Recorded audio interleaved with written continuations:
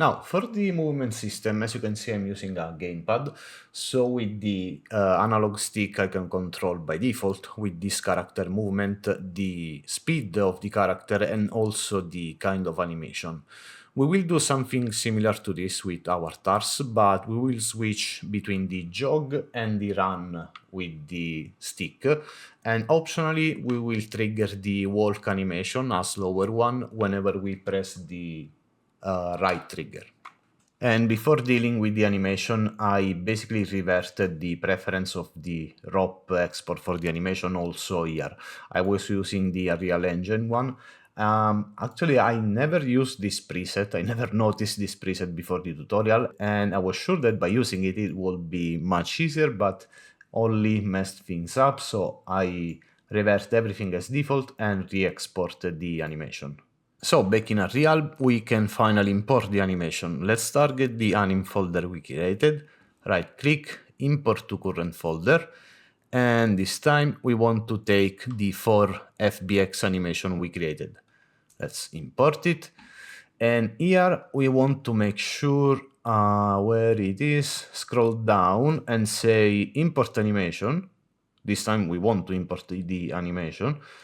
But there should be another thing.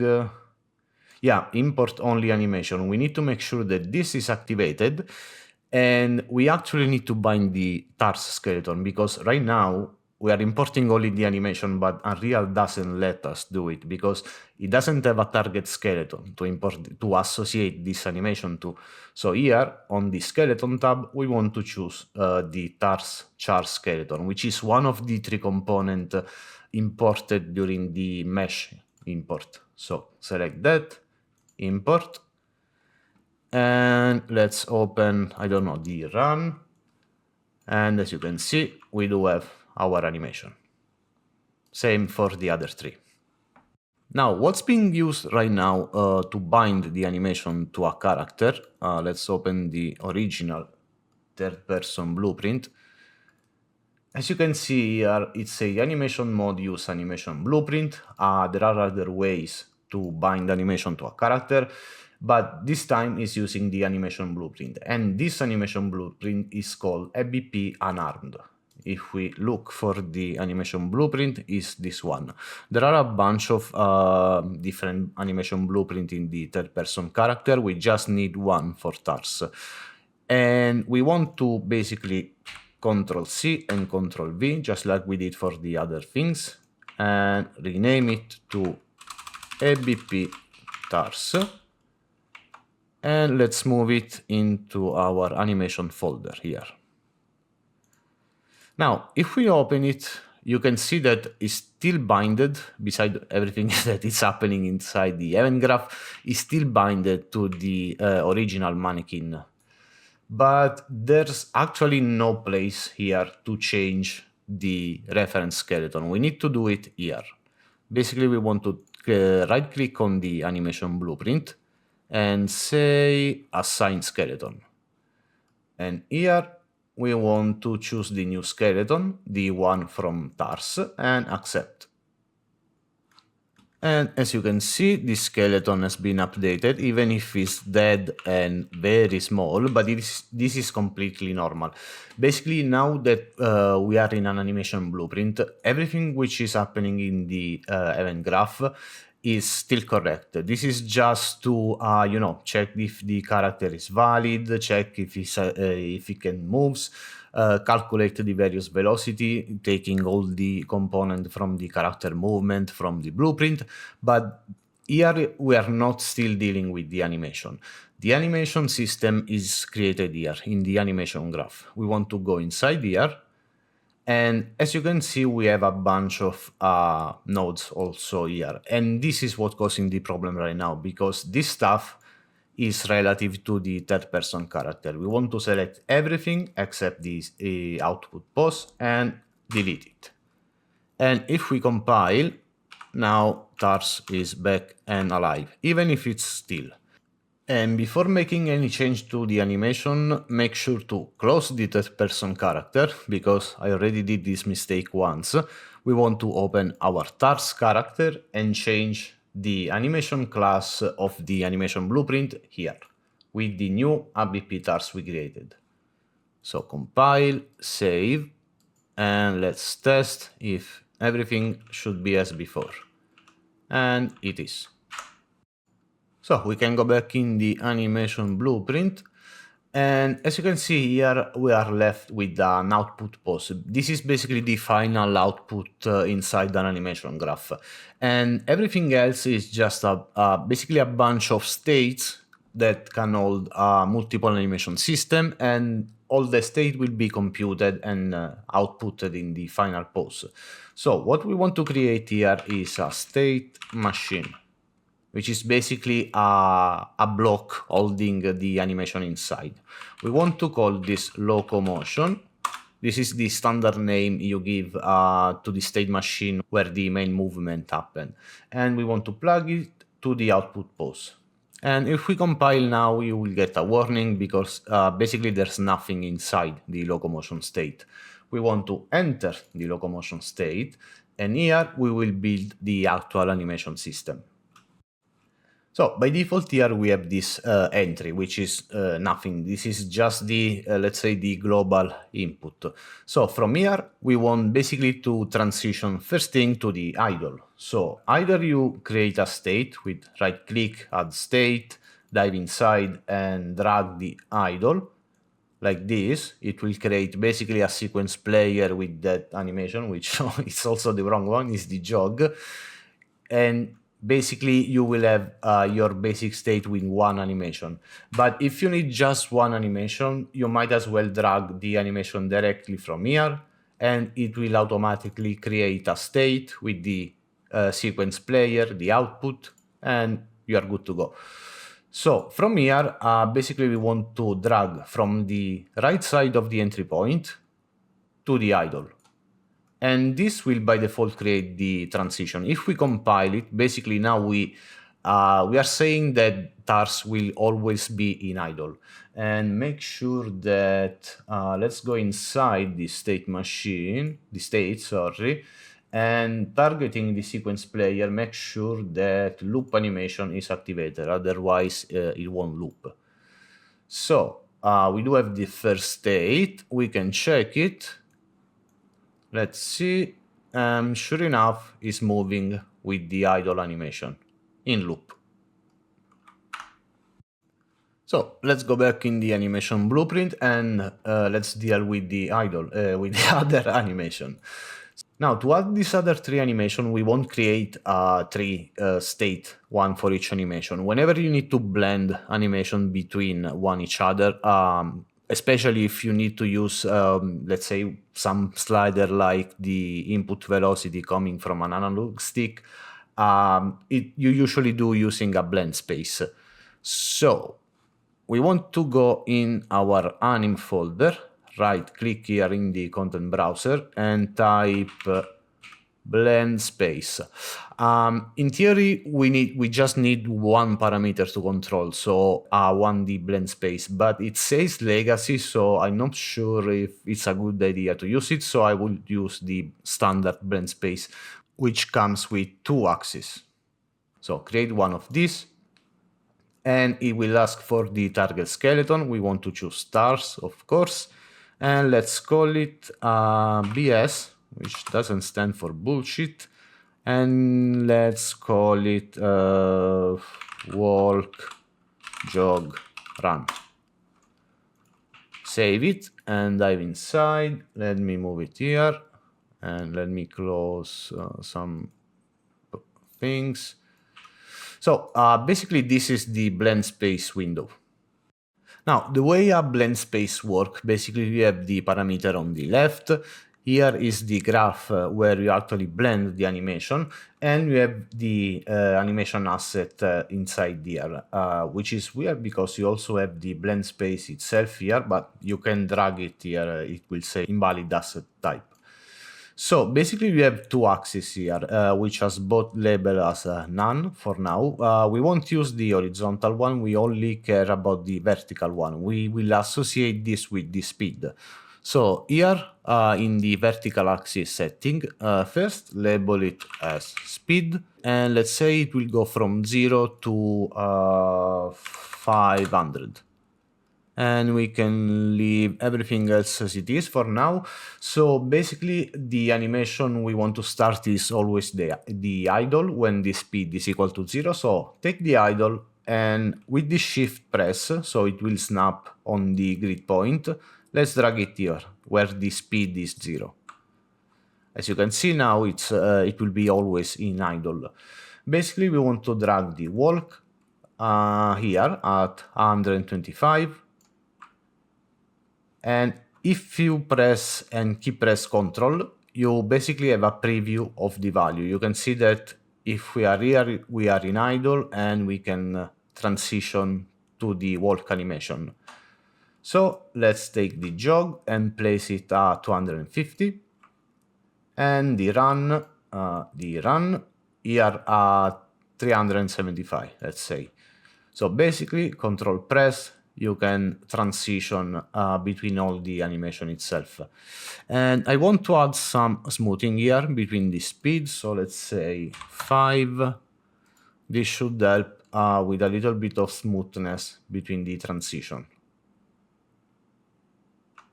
So basically we created the blend space. Now we need to apply it in the animation blueprint. So we want to go back in the animation blueprint of TARS, inside the animation graph, and inside the locomotion state, where we do have the idle state as the last one for now. And now we want to drag the blend space we created. So drag it here, it will create another state, and the naming is fine. And we want to transition from the idle to the state. Now, whenever you are passing from the entry point to the first state, you won't have any condition. Now, basically an error has been created, and this is where you define the condition for this transition to happen. And as you can see, we have a bunch of variables also here. This has been created in the third-person animation blueprint, and we can use one of these values, the should move, which is a good condition to trigger from the idle to any movement state.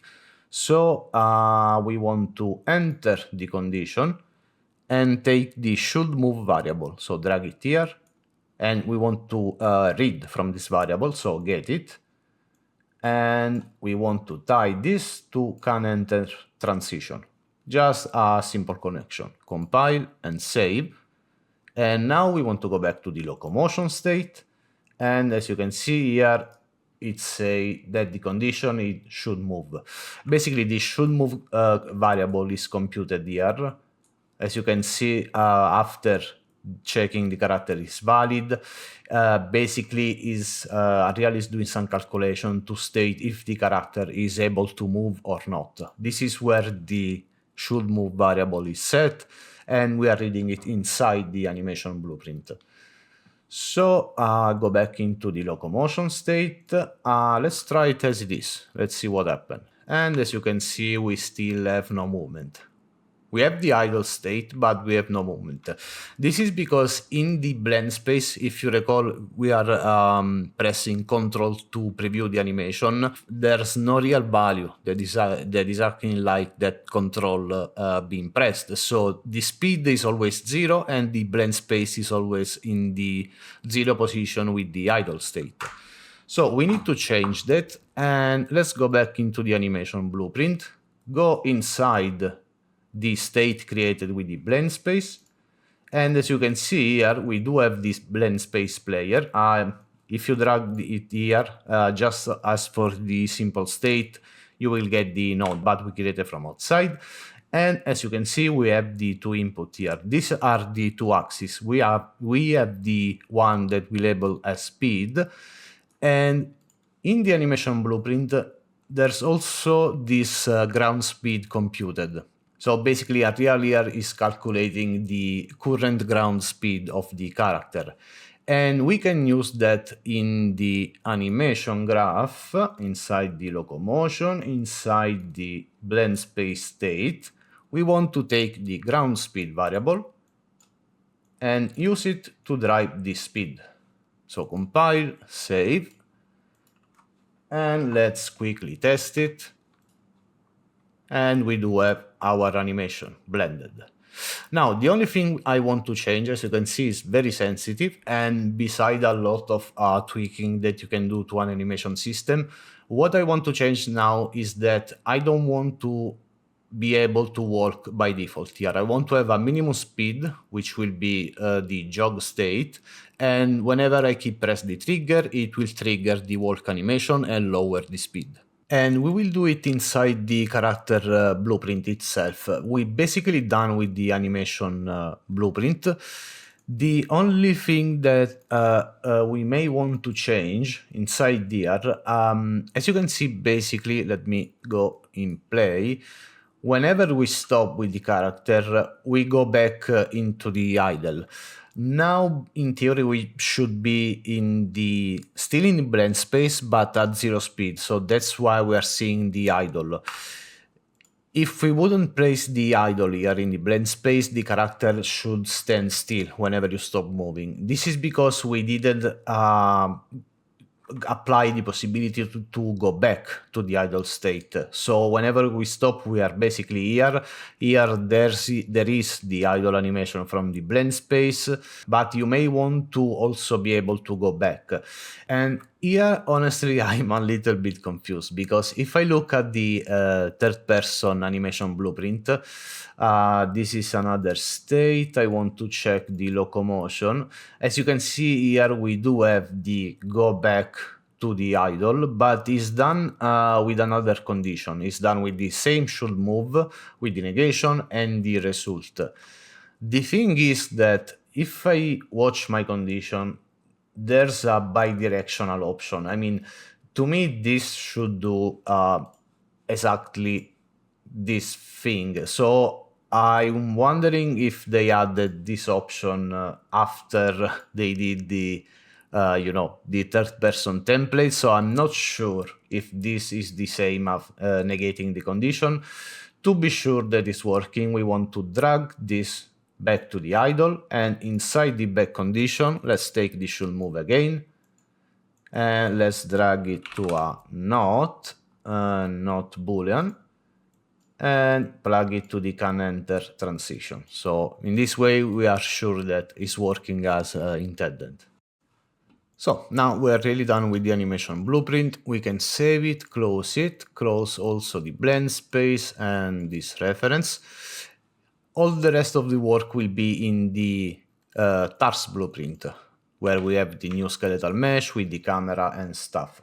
Yeah, don't show this again. I know that this won't work, but whatever. So I want to go into the event graph, and we already have some things by default because we duplicated the third person blueprint, and as you can see, we do have basically the basic action system.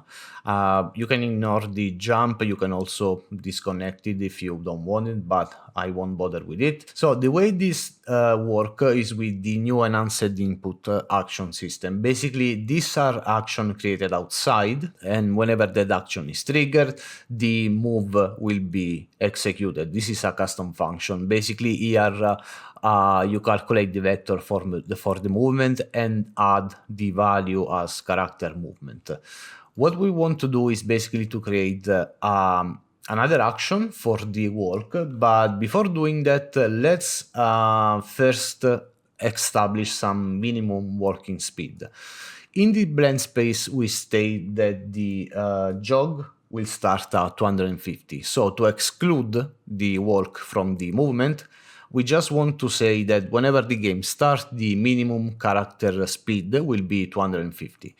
So we want to take event begin play, because we need this to be triggered at the beginning of the play. And we want to take from the character movement, so drag it up here. If you select it and write walking, there should be some minimum analog walk speed. This, as you can read here, it says 20. We want this to be 250, so minimum the jog movement. So we can drag from here and start typing analog walk set minimum analog walk speed. We want to set it to, let's maybe create a variable for it. So let's create a new variable, set it to float. Let's call it jog speed and drag it here. So we will get the jog speed, which we will set it in a moment whenever the game will start. So compile, and if you select the variable after compile, let's delete the filter. As you can see, we have a jog speed of 0. We want this to be 250. So let's quickly test it. Let me grab the controller. Now I'm pressing very little amount, and as you can see, apart from a little bit of smoothing, we are basically, we can't walk. We have this minimum speed of 250, so we always jog or run. So now we only need to add that whenever we keep the trigger pressed, we just walk. And the first thing we need to create this new walking is another of these action. We could use the jump because it's not really used over here, but I want to show you how to create other action and also what an input mapping context is. So basically this action here, if you go into the third person, where is it? No, it's in character. No, it's in the folder input. As you can see, we do have an input mapping context, and we will see later what it is. And we do have an action folder. And inside here, you have the IA move, look, jump, which are exactly the action that are being called here in the blueprint editor. Basically here, if you right click and start to type IA move, you are basically calling this action here. And let's create another action for the walk. We can create it here inside the already existing action folder. So we can right click and type action, input action. Let's call it IA walk. Let's save it and let's open the jump, because the walk will be a trigger similar to the jump. If you open the move, you can see that the value type is axis to the vector, because the movement will pass a value relative to the analog stick. For the jump is a boolean because it's a button, so on and off. And when you're using axis, you typically don't use any trigger here and then do something inside the input mapping context. For an action like the jump, which is like our walk, you can see that here it has to state pressed and released. We want to implement our walk as an hold button. So while it's pressed, it will walk, then it will pass to the regular speed and animation. So basically for our walk action, the type is good as digital boolean because it will be actually a button, but the trigger that we want to add won't be pressed or released. We want to use the down, which will basically trigger whenever we press the trigger enough. So set it as down, save it, and in the character blueprint now, if we type IA walk, we do have the action we created, and we always want to take this this variant, the action event, not the action values. So you will notice, because if you take the wrong one, it's not an event that fires, but it's just the value of this action. So get rid of this. The problem is now we don't really have some physical trigger to this action, because there's nowhere that we say that this action will trigger whenever we press a certain button. And that's what the input mapping context is needed for. So basically, let me compile and hit play very quickly. As I said, you have all the object that has been spawned into the level inside here. You can see that we have the correct game mode and also the correct controller, but we never looked inside this controller. Let's stop the gameplay and look for the controller blueprint we duplicated. This is the controller being used during the gameplay. And if you look at it, basically there's stuff inside because we duplicated from the third-person controller. And here, basically, it says use the enhanced input action system using this mapping context. So as you can see, it's called EMC default. And if you browse into the input folder, it's this one right here. Let's copy and paste it. Let's call it EMC TARS and move it into our animation folder. Why not? Here it is. And first thing first, go into the controller and tell him to use this input mapping context. So the newly created one, compile and save. And now let's open it to see what's in here. And you want to open the default key mappings and all the mappings. Basically, as you can see here, those are the input action. Basically, the input mapping context is the place where you collect all the input action you created and bind those action to a key of the keyboard or the gamepad. If you open the jump, as you can see, is binded to the spacebar and to the face button. Whatever. Anyway, we need to add our new action. So we want to add a new mapping. Here we want to look, or rather, here it is, there are only 5, the EA walk. And we want to open it and add some bindings. You can bind it to whatever key you want. You have the menu here to choose the key from, but you can also click here and then click on the bind key. So I will click here and press the right trigger on the gamepad. As you can see, it says gamepad right trigger axis. This is good as it is. So I will save it. I will close the mapping context. I will close also this action. I can close the TARS controller from here also. And inside here now to test it, I want to print a string that says walk triggered whenever we fire this action. So compile, save, and let's try and press the trigger. And sure enough, while we basically keep the trigger pressed, we do have walk triggered. So all we need to do now is to use this action to modify the character speed. So delete this print string.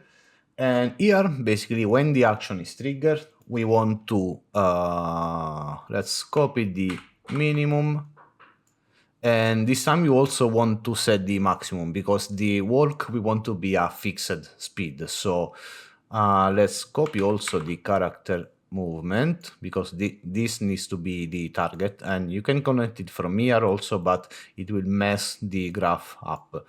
So from here also look for walk speed. We want to set the max walk speed, and when the action is fired, we want to set both to the speed of the walk, which was 125. So let's duplicate this variable 2 times so we can create also the max speed. The first, we want to rename it to walk speed. The second, let's give it a more general name like max speed. Save it and set the walk speed to please compile, yeah, sure, to 125. And the max speed, we want basically to be the maximum speed of the character movement, which either you can set it to the maximum speed of this run animation, but that means that the run will happen always at the same speed. So this is really up to you. I made this graph like this on purpose because I want to be able to accelerate a little bit more. So actually I want the max speed to be equal to 500. So we can still have some speed variation during the run.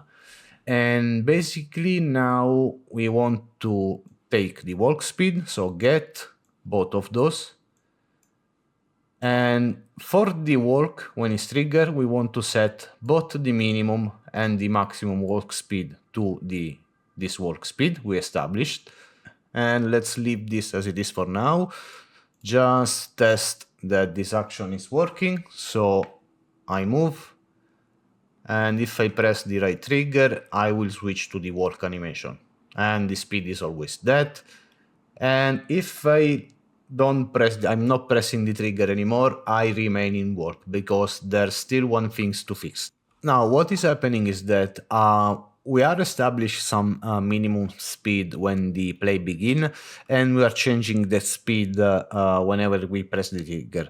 But there's nothing restoring the maximum speed and also the minimum to the original value whenever we don't press the trigger anymore. So here we want to move this down.